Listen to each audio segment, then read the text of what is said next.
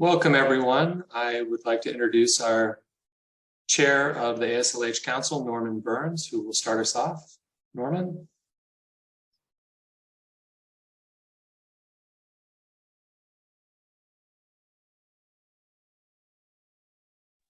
Sorry, John. I just realized that I was muted there before I was going to start.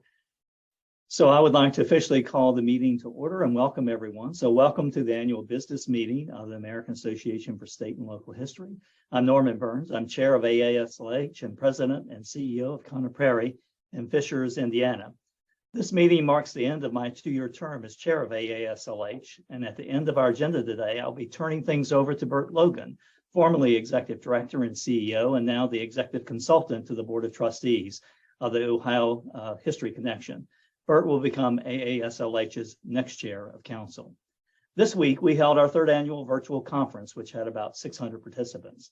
Several weeks ago, the organization had its 83rd annual on-site in-person conference, which drew more than 700 participants to Buffalo, New York, and in which was more than twice the size of the previous year meeting in Arkansas. These conferences shared a strong theme: right here, right now, the power of place. And the sessions have encouraged action and forward movement as a field, as history organization, and as individual history practitioners. I want to thank all of the conference committees, volunteers, and the ASLH staff for making these conferences so meaningful and successful. So in the spirit of action and momentum, I'd like to begin by turning the floor over to Council Member and Secretary of the Association, Dina Bailey, for approval of the minutes from the last year's annual business meeting. Dina, are you there? We sent her the wrong link. She's joining us in a minute. I see Dina. Perfect timing, Dina, when you're ready. Yes. Hello, everyone. Good morning. So I am just jumping in here with the minutes from last year. Is that true? Yes, correct. All right, perfect. So the minutes from last year's business meeting held virtually on September 30th, 2021 were sent out in the invitation for today's meeting. Having had a chance to look at them, are there any proposed changes? If so, please state them in the chat section. I'll wait for just a moment here.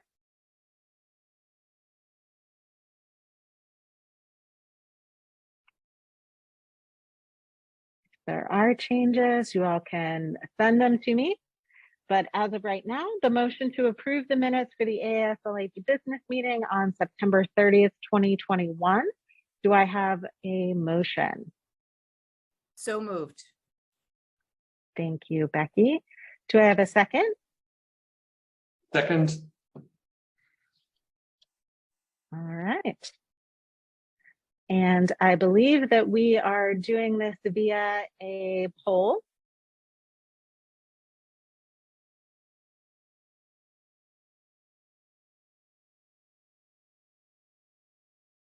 And we will just wait for a moment until you all tell me that folks have voted.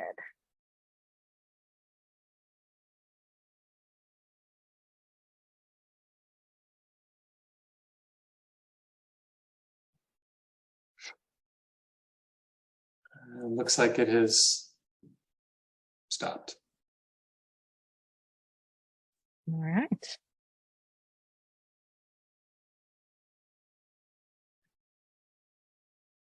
All right, thank you so much. So 27 out of 27, 100% say yes. So the motion here has been approved. Thank you so much. I will go ahead and introduce or just turn it over to John Dichtl, our president and CEO, for his report. Thank you. Great, thank you, Dina. Good morning, everyone. Thanks for being here. We all had to get through some hoops and some glitches on our end. So I'm just really grateful that we're off to a start here. Each year during this meeting of the membership, it's my duty to report on AASLH activities. The treasurer, Becky Beaulieu, reports on finances. Dina reports on the election and the minutes. Norman will give his thoughts as chair of council. Burt will be saying something about his vision coming in as new chair of council. And it's my job to talk about what's happened over the past year and kind of what the outlook is. So while we know that memberships held steady in the first year of the pandemic, this past year they declined.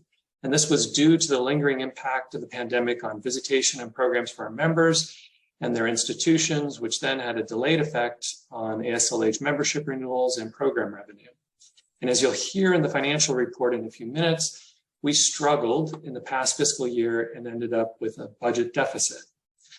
Nevertheless, AASLH has been implementing more frequent membership acquisition efforts for the past several months. Our social media and email promotions have been improving, and we'll be working with committees, other organizations, and individuals as allies and ambassadors of AASLH to strengthen membership.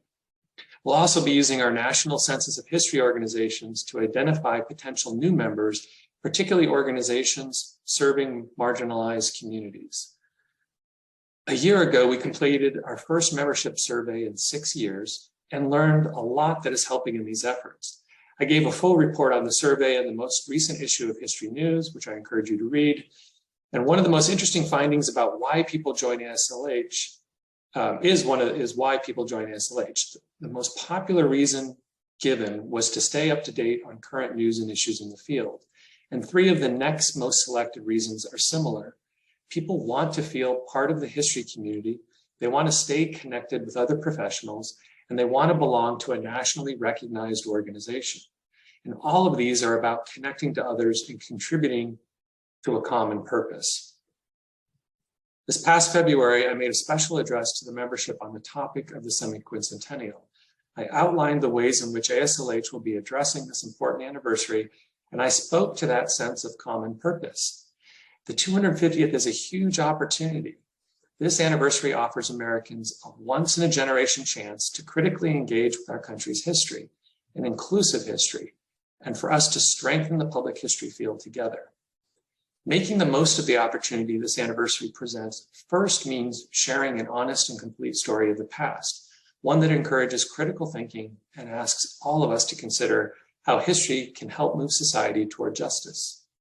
Second, we need all history museums, historical societies, and historic sites to thrive. This literally is AASLH's mission, to provide leadership and resources to help the history community to thrive and to make history more meaningful to all people. That's our mission. Everything we're working on now is tapping the 250th as an opportunity to advance this common purpose. We developed the Making History at 250 Field Guide and continue to share its 5 historical themes. We received a generous grant from the William G. Pomeroy Foundation to help the history community prepare for the 250th and ensure small organizations can contribute to their full potential. We are using these funds and others grants to create webinars and workshops on employing the 5 historical themes. In fact, all of our professional development programs are serving this goal of strengthening history organizations and the people who work in them, particularly with a focus on inclusive practices. For example, this year we acquired and relaunched the ARCIS program for entrepreneurial and leadership development, which has a focus on inclusion. Our funding from the Pomeroy Foundation also created a new position on staff to allow us to help coordinate the 30 or so state commissions that have already formed for the 250th and to continue running our 250th coordinating committee for national organizations and federal agencies. All of these efforts are being fed by the AASLH Public History Research Lab we launched last year. The research questions we pursue lead to critical information and recommendations that we've been sharing with members, with the field, and agencies like IMLS and NEH. These are projects like our National Visitation Survey, AASLH's first ever National Census of History Organizations, and AASLH's Reframing History Report. It was recognizing AASLH's leadership on the 250th and its member-driven supportive programs for the field that led IMLS to sign a cooperative agreement with us this fall. Together, we'll be working on all stories, all people, all places, a new IMLS project to engage the nation's libraries, museums, and archives as they commemorate the 250th anniversary.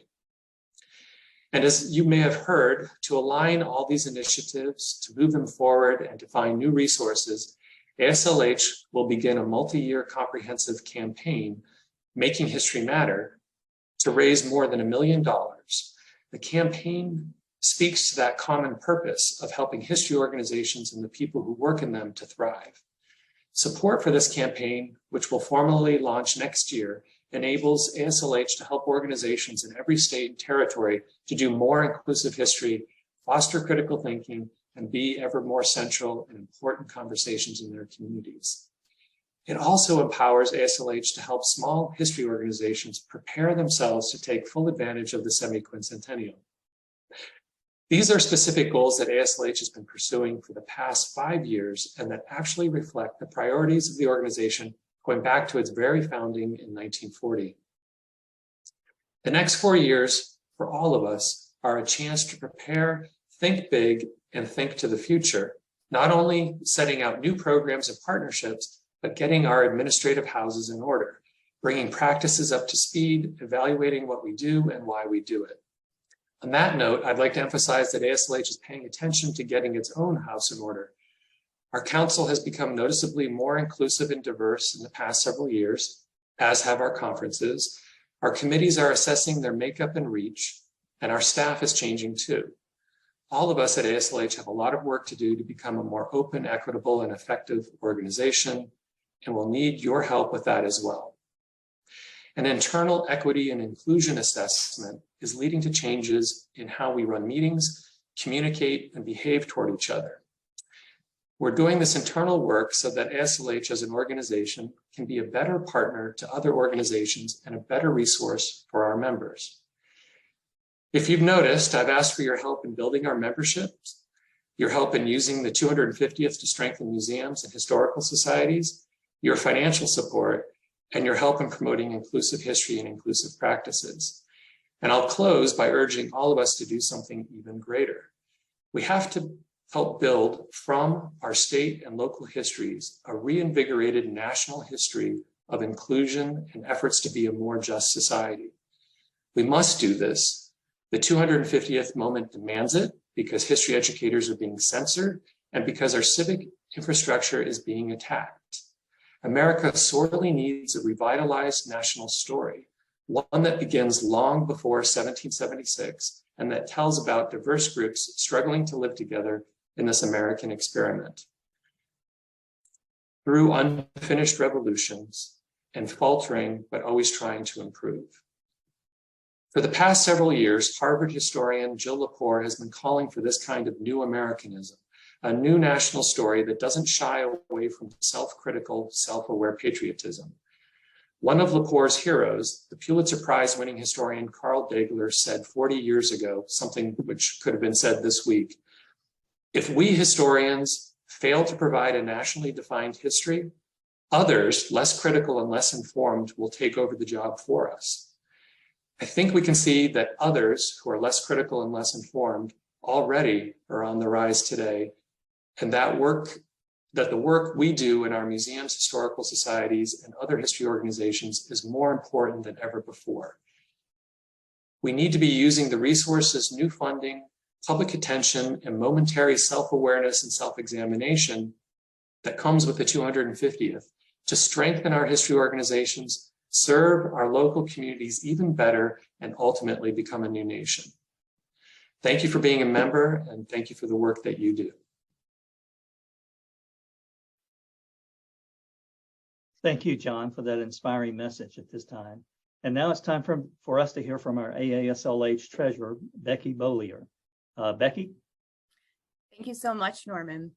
Today we have for you the results of how AASLH finished its last fiscal year 2022, as reported on our statement of financial position and our operating budget results. At the end of the fiscal year, which ended June 30th, 2021, and pre-audit, 2022, there were, if we go to our next slide, thank you, total assets of $2,810,869, Total liabilities of $719,522, and AASLH's investments continue to grow.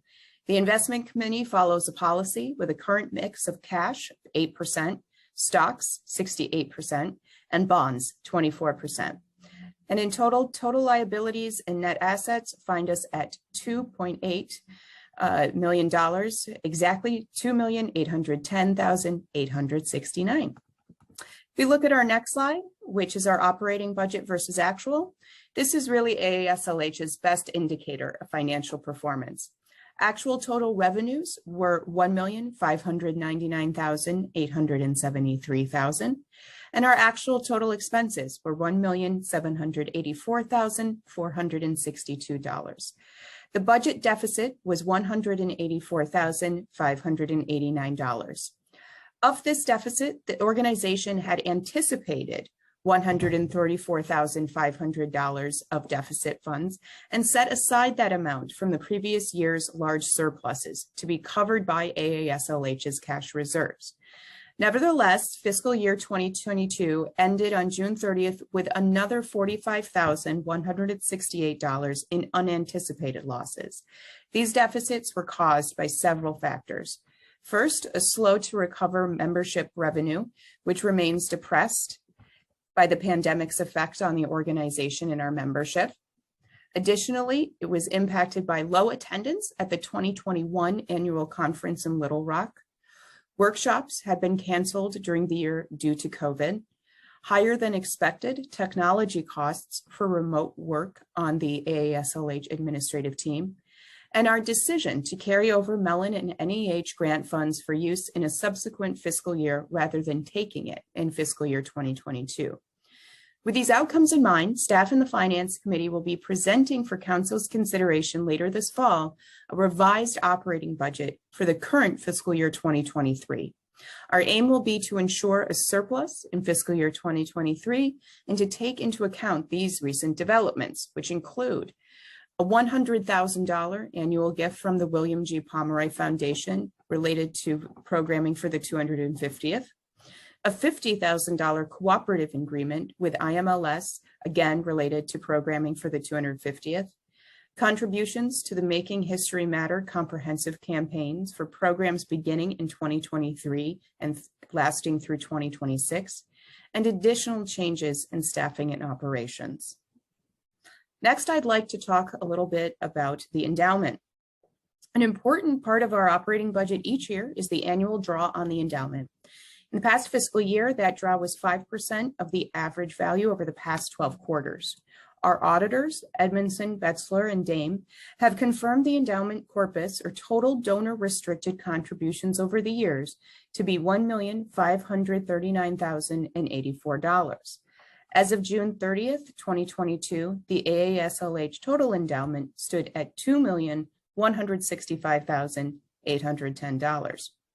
As was announced at the annual conference in Buffalo, the organization has begun a comprehensive campaign to raise more than $1 million over the next few years to serve small organizations, promote inclusive history and practices in the field, and together to make the most of the 250th. 3/4 of that fundraising will benefit AASLH's endowment to invest in the long-term health of the organization. Thank you.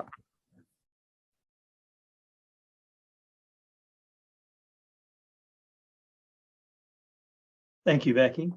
Thinking about the lasting legacy of ASLH members and our contributors, it's now time to recognize our council members whose terms on council are ending. John Fleming is departing council after 6 years, and he's the immediate past chair. He served 2 years as vice chair and 2 years as chair, and then past chair of the association recently.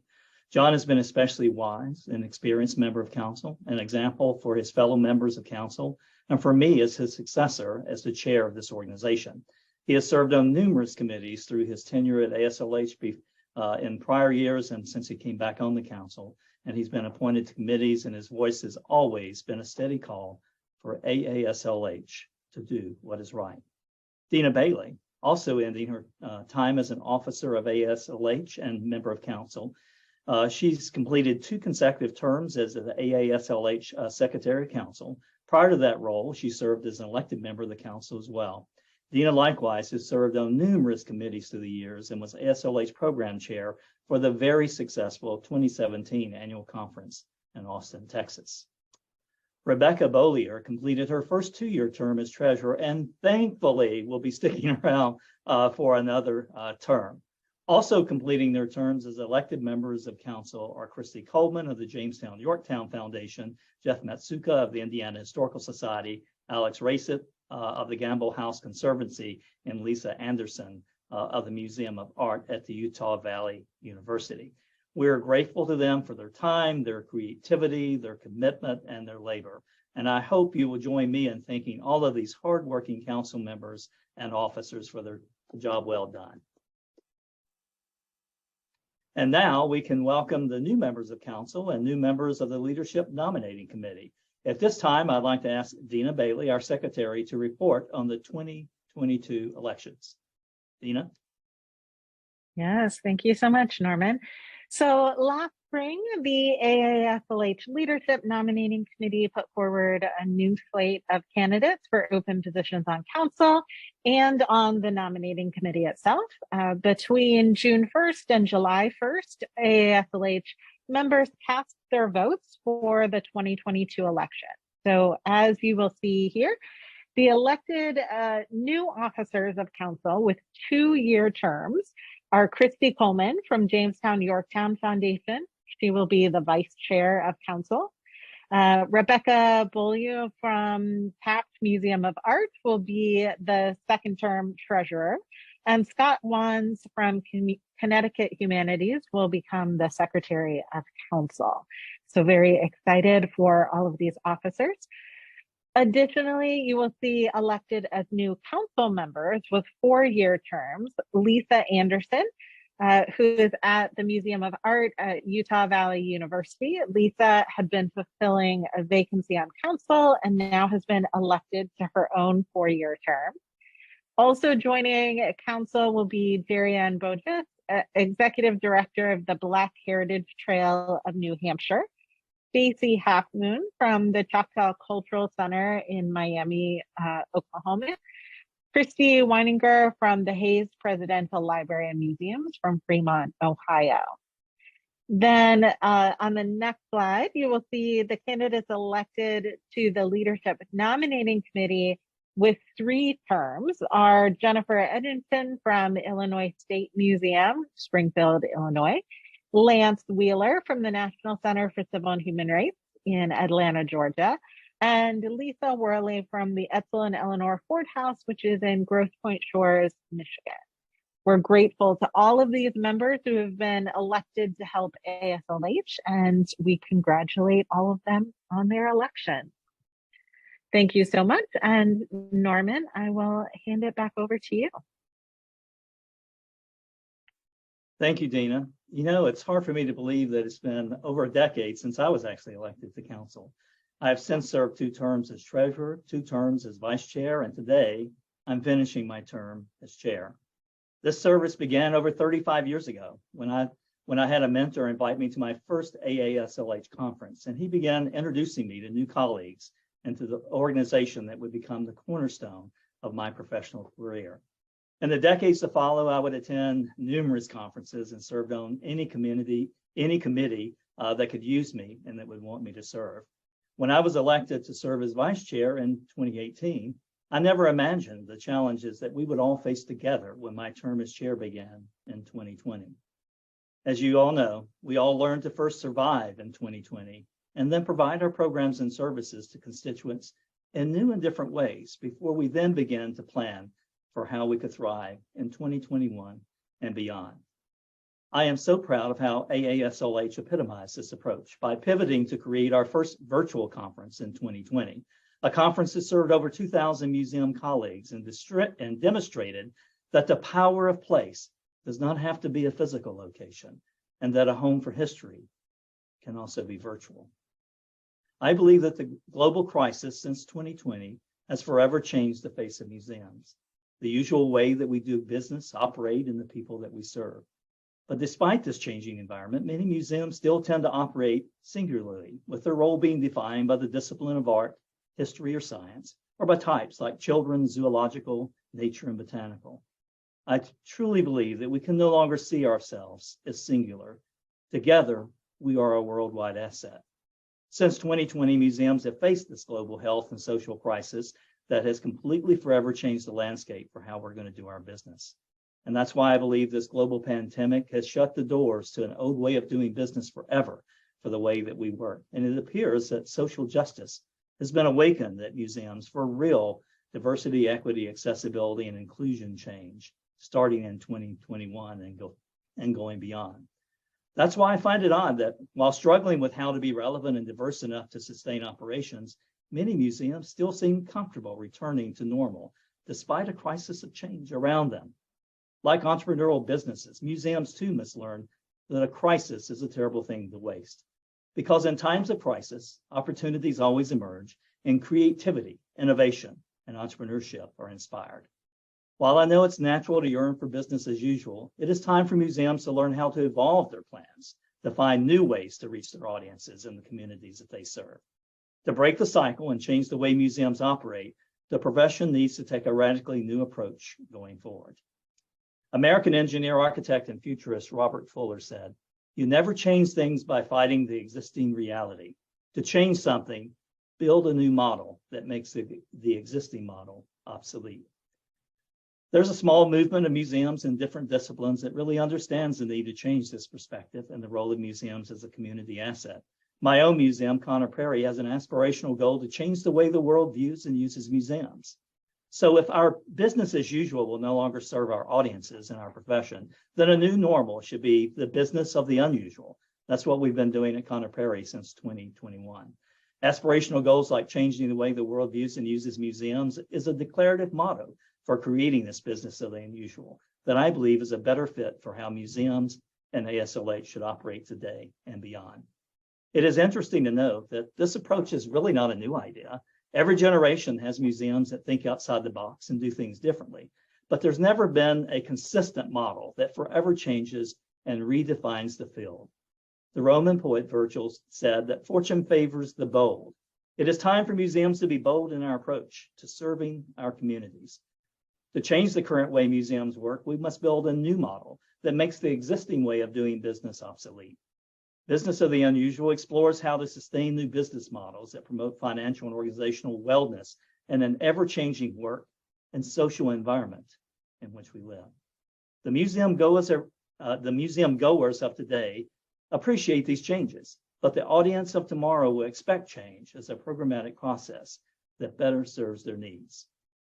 President John F. Kennedy said that there are risks and costs to action, but they are far less than the long-range risk of comfortable inaction. I believe that we are at a tipping point as a museum profession, and that our comfortable inaction is a symptom of our aversion to risk. The business of the unusual approach is one way to spur the action needed from our profession to see what is on the other side. Museums and professional organizations like AASLH are uniquely positioned to use this model to emerge stronger and more resilient and relevant than ever before. AASLH has become a leading voice in the national dialogue about many of the issues and needs that our profession faces today and in the future. As I head into becoming your past chair of AASLH, I'm really energized and excited for what the future holds for initiatives like our Reframing History and Making History at 250.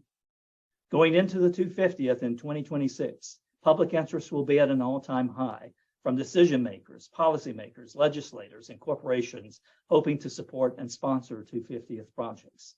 AASLH is uniquely positioned to help create a national museum learning model that can forever change the way the world views and uses museums.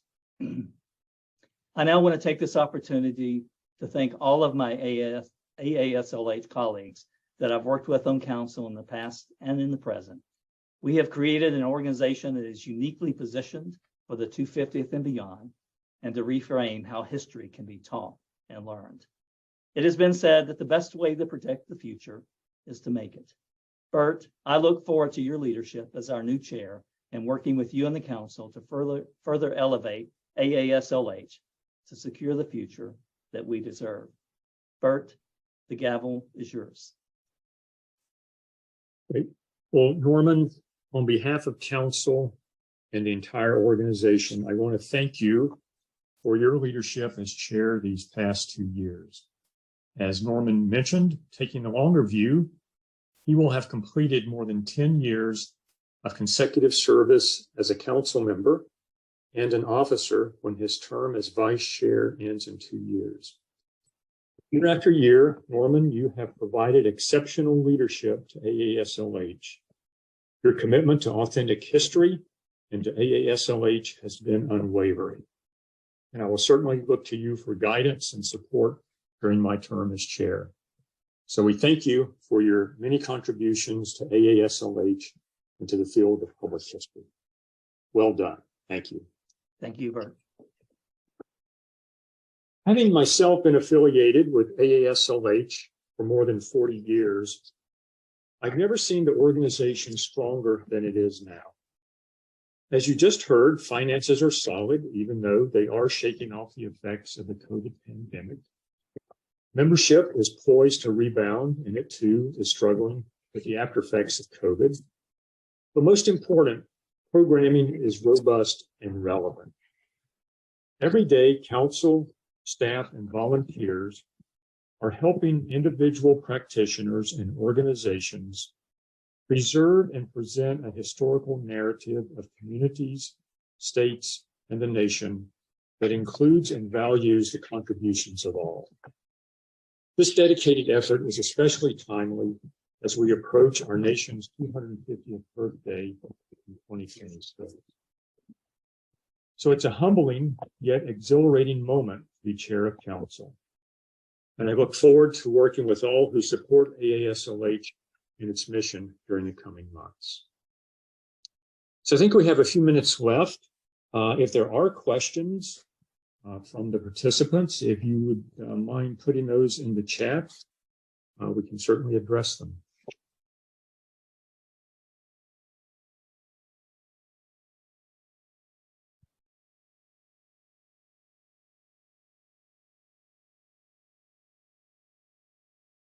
Any questions?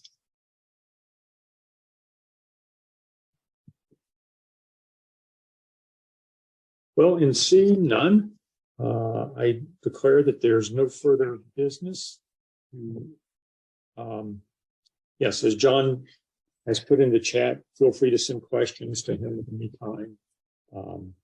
But there being no further, Steve Murray has expressed his thanks and leadership of council and staff during some challenging times. Thank you, Steve. We like questions like that. Those are the easiest questions, although the hardest to bring about. Seeing no other business, I will declare the meeting adjourned. Thank you all, and we look forward to continuing the work of AASLH as we move forward. Thank you all. Goodbye.